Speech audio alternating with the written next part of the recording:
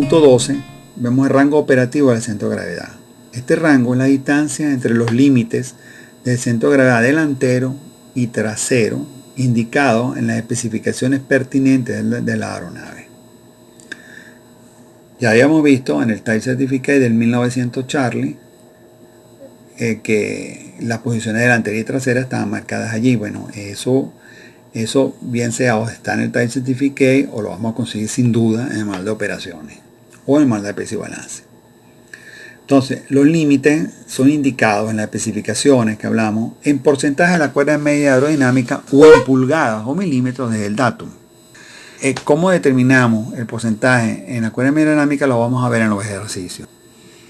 Pero básicamente, la cuerda media aerodinámica, si el centro de gravedad está, vamos a suponer, justamente en el borde de ataque de la cuerda media aerodinámica, el porcentaje sería 0. Si en cambio está en la borde de fuga, el porcentaje sería 100% de la cuerda media aerodinámica, pues la cubre toda. Los demás valores están entre el 0 de delante y el 100% que está atrás. Por ejemplo, un 25% indica que está a un cuarto de la cuerda media aerodinámica desde el borde de ataque hacia atrás. Eso lo vamos después de ver cómo se calcula, es bastante sencillo, pero hay que buscar, o sea, hay que entender o aprender a calcular eso respecto a la cuerda media aerodinámica respecto al borde de ataque de él, y también puedes hacerlo, con respecto al datum. Bueno, hay que buscar las dos formas de hacerlo. Entonces, el centro de gravedad de la aeronave cargada, cuando esté cargada, debe estar entre los límites ilustrados en los gráficos o tablas pertinentes. Pues entonces, hay gráficas y tablas en los manuales de operaciones, pero también están los límites indicados en el Type Certificate que vimos antes, de acuerdo al peso que tiene. Pero fíjense, el mismo Type Certificate les dice cómo hacer este gráfico, ¿no? Pero más práctico es agarrar el que está de una vez en el manual de operaciones y buscarlo allí. Eso es lo que va a hacer el piloto siempre, y no ir al Type Certificate. En caso de que no lo tengas, o sea, deteriorado, perdido en un vuelo, no sé, cualquier cosa, pues buscan el Type Certificate, que lo consigues por internet. Bueno, eso es ahorita, en el pasado, imagínate, eso no se podía hacer. Aquí vemos entonces el rango operativo del centro de gravedad. Vemos el centro de gravedad donde está ubicado, vemos dos líneas, la delantera, el límite delantero y el límite trasero debe estar entre esas dos. Cuando dice forward limit es el delantero y rearward es el límite trasero. Entonces, bueno, ese es el rango que tenemos para volar seguro. Eso está en el manual de operaciones de la aeronave siempre. En las operaciones podemos tener una tabla como esta, por ejemplo. Esta tabla es de un avión de la Britten Norman, que es un Trislander BN2A Mark III. Entonces podemos ver, tabla te dice, si el avión pesa 9.000 libras, entonces el límite delantero es 19.2, el trasero es 25.37. El momento trasero dividido entre 100, y no muchas veces en los manuales van siempre a conseguir, es común pues, que en cambio de tener el valor del momento completo, para reducirlo en tamaño, lo dividen siempre entre 100. Algunos lo dividen en 3.000 si es muy grande. En este caso es entre 100. Entonces están leyendo ahí, el momento es 1728, pero ya dividido entre 100. Pero si ustedes quieren saber el valor exacto, sería 1728, le agregan 2 ceros. Entonces se vuelve 172.800, que sería exactamente la multiplicación de 25.37 por 19,2. 19,2 por 9.000, el 172.800, y 25.37 por 9.000 daría los 228.300. Pero ahí les indica dividido entre 100, ya ustedes eso lo saben. Listo. Ya está escrito, ya saben lo que leen, es dividido entre 100. Entonces, si el peso es, por ejemplo, 9.600 libras, vemos que en la posición delantera es 19.7 el límite delantero y 24,85 el trasero, o que equivale a un momento de 19.7 por 9.600, quedaría 189.100, pero como está dividido entre 100, es 1.891 lo que reportan. Y lo mismo, 24,85 el trasero por 9.600, que me daría 238.600, que dividido entre 100, sería 2.386.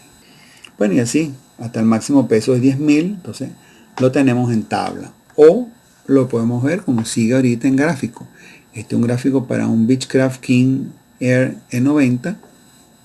Donde podemos ver en la gráfica, vemos en la parte vertical, vemos anotado el peso de la aeronave. Y en la parte horizontal, en el eje horizontal, vemos el valor de las pulgadas, en pulgadas, la distancia del centro de gravedad al datum de la aeronave.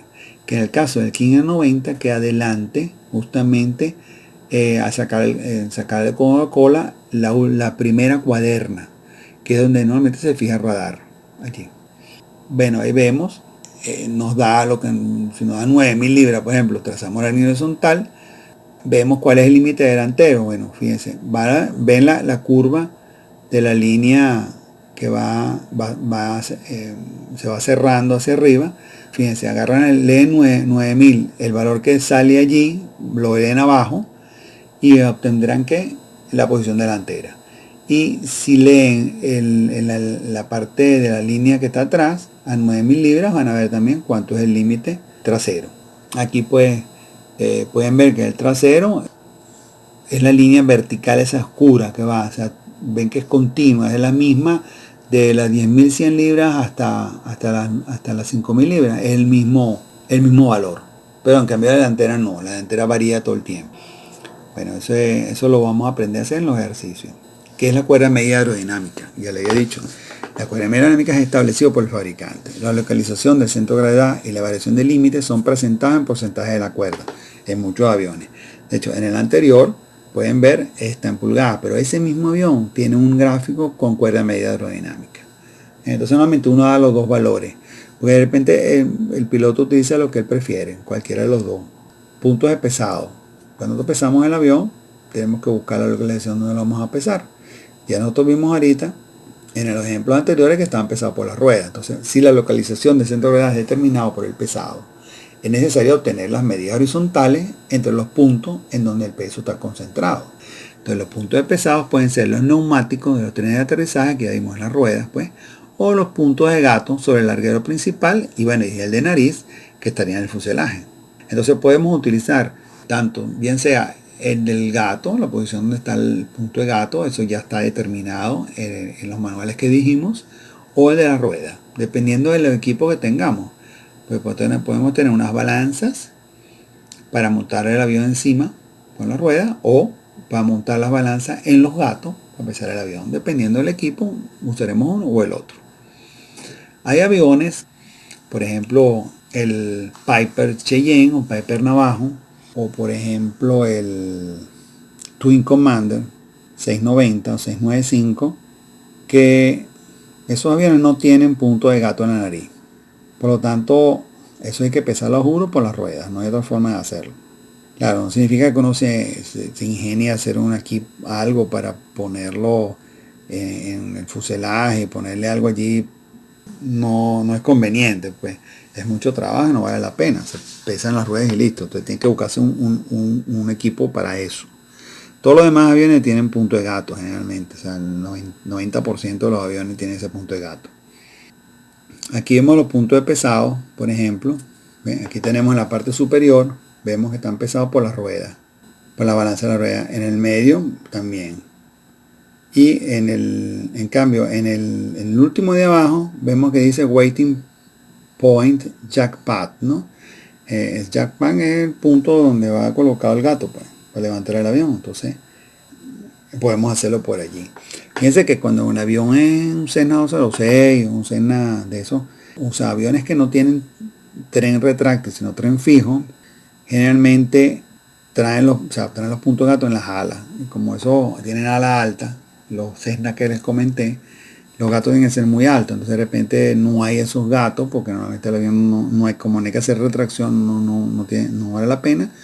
Entonces, claro, uno pudiese agarrar unas extensiones y poner el gato para levantarlo, pero generalmente lo que hace es pesado por la rueda, que es la parte más sencilla.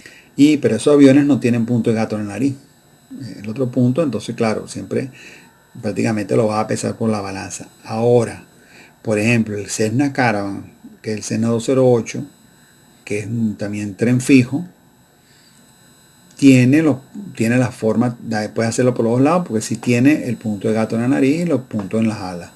Punto de gato en las alas, pero en las alas no, disculpen, en el fuselaje. O sea, este es un avión que, siendo ala alta, no tiene que levantarse por las alas, sino en el mismo fuselaje tiene unos puntos de gato puestos en la ballesta que aguantan, o sea, que van después a aguantar la rueda en ese punto. Entonces allí puedes montar el gato, por lo tanto pudieras pesarlo también por gato. Ese es un caso particular de un avión tren fijo que se puede hacer por gato también. Peso cero combustible. Bueno, el máximo peso permisible de una aeronave cargada, pasajeros, tripulación, carga, etcétera, menos el combustible. O sea, es el peso cero combustible. Como sea. Por ejemplo, tenemos el avión que pesa 16.000 libras y tenemos que el combustible que lleva como máximo son 6.000 libras. Entonces, ¿cuál es el peso cero combustible máximo? Bueno, es 16.000 libras menos 6.000, que me daría 10.000 libras. Ese sería el zero fuel weight.